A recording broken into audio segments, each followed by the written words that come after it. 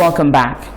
The Caribbean Public Health Agency, CARPHA, through its Regional Tourism and Health Program and the Organization of Eastern Caribbean States, the OECS Commission, are seeking to restore travelers' confidence in the Eastern Caribbean.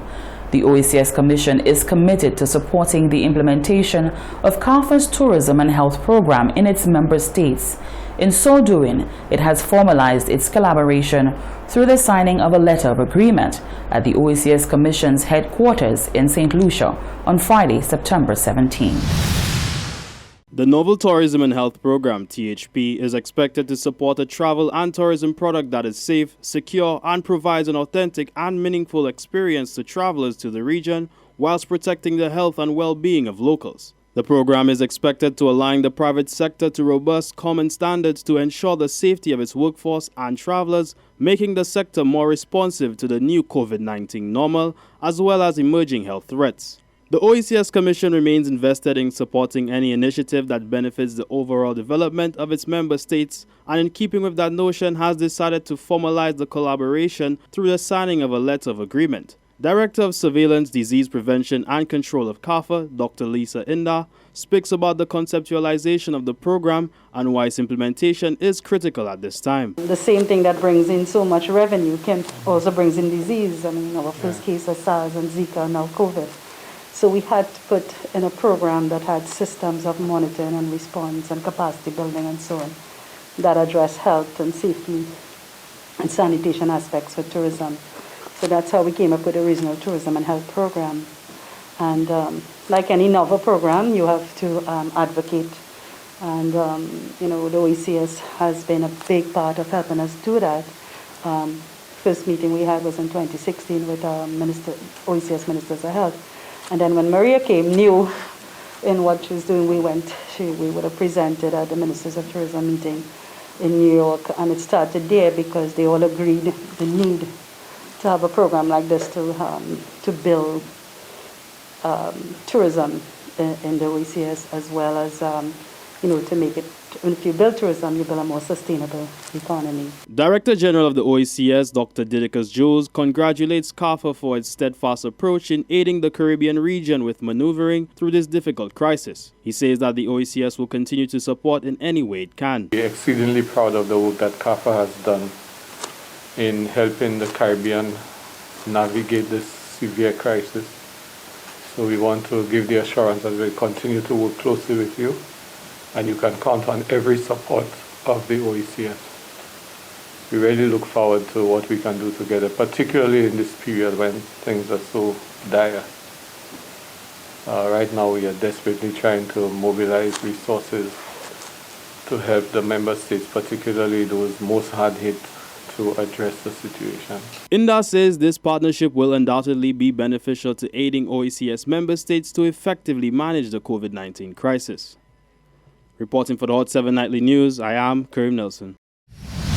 On Wednesday, the Castries Southeast Constituency Council was officially sworn in. Parliamentary Representative for Castries Southeast, Joachim Henry, says that inclusion was the basis for selecting the respective councillors, as he made it his duty to ensure that every community in the constituency was represented. Minister for Local Government Richard Frederick was also present and advised the councillors to stay true to the people and remember that their actions should echo the sentiments of the constituents. Dawn of a new day. This is how the minister responsible for housing and local government, Richard Frederick, described the swearing in of the new Castries East Constituency Council. On Wednesday, 22nd September, the official swearing in ceremony was held in which the new councillors were appointed to lead the affairs of the constituency. Parliamentary Representative for Castries Southeast, Joachim Henry, in his address, said that adequate representation is important, and his selection was indicative of that, as he ensured that every community in the constituency was represented on the new council. I try my best to ensure that we had persons from the Mon, our chairperson, from therefore a councillor in the person of Joycelyn Daniel. We also have from Bel Air, Chrissy, Miss Siwak from Forestier. We also have persons represented from Mac, from Badney, Miss Benedicta Frederick. And some of them, Mr. Ambrose is there, Goodlands is represented, and you would discover that the councillors may find in themselves they are not strangers, but you all belong to Castries Southeast and would have served in time past in one way or the other. So these persons who would be standing before you to take an oath to lead in terms of empowering our people are from the various parts, communities of Castries Southeast, but also with a history of serving people themselves. Minister responsible for housing and local government Richard Frederick reminded the appointed councillors that their duty is to not serve their own interests, but rather the constituents. Today we are installing a local government. You all will be the government of Castries Southeast. You all have to be a government of a difference. You have to be a government of the people. You have to be a government that listens to the people, and you have to be a government that delivers for the people. What I exhort you not to do is to take your own fanciful ideas and impose on the people. That does not work. One may say I am popular in Castries Central.